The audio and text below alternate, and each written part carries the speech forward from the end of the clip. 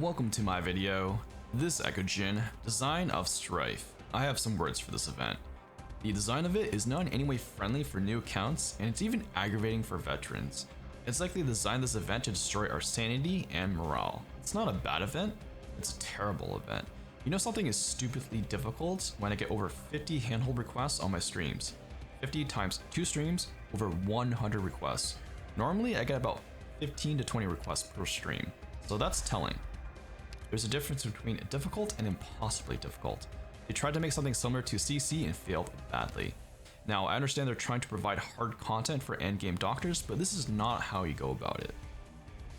For the main stages C to S, difficulty ramps up as you go higher in the numbers. And when they say base stats greatly increased, they weren't kidding. Stats have been insanely increased. But hey, that's okay. You can offset that with buffs. Unfortunately, taking buffs will lower your score. The more buffs, the lower your score. This destroys any reason to bring buffs. In fact, why even develop this part? If we're going to be penalized for bringing buffs, just remove it entirely. It'll save you the dev time. Now, at least in Trauma Intervention, which this event should be called Design for Trauma, it introduces a new mechanic. Either kill all the enemies, or stall long enough until the timer runs out and win. This is a nice feature because it allows players to experiment with different operators and strategies. It provides other viable methods besides Unga Bunga. Honestly, the entire event should have been more like this.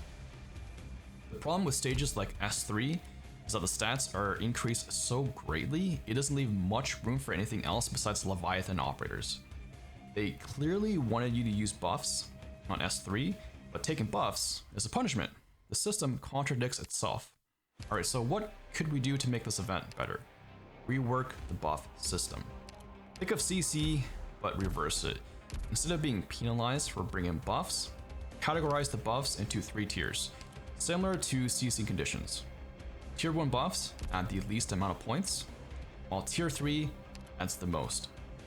The player is then capped on a maximum amount of points you can spend, allowing them to mix and match buffs that best suit your roster strategy.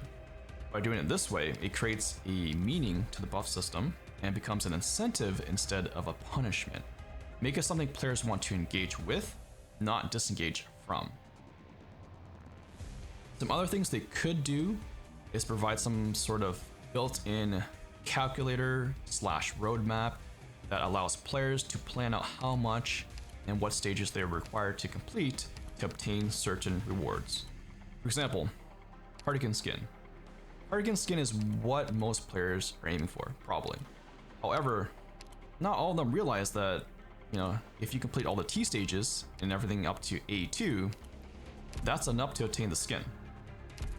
That's why having this in-game planner will help provide a clear path, or at least variable paths, on what players could take to achieve limited rewards, such as Cardigan skin. Another small improvement is to make stages farmable. Just like in Trial for Navigator, this allows new accounts to participate. They can farm stages they are capable of clearing. While the experience will be low for repeating stages they've already cleared, at least they feel like they're accomplishing something. Versus going into A3 or S stages unprepared would be similar to going into a gunfight and your weapon is a butter knife. It'll be fun, but not for you. Hopefully we don't see any more bullshit events like DOS. It's not a fun event, it felt more like a chore that beats you over the head the more you progress. But hey, what is your take on this event? Any other solutions or designs you think should have been implemented for this event before it was released? Drop your comments down below. Check out my socials, like and subscribe. Thanks for watching. Peace out.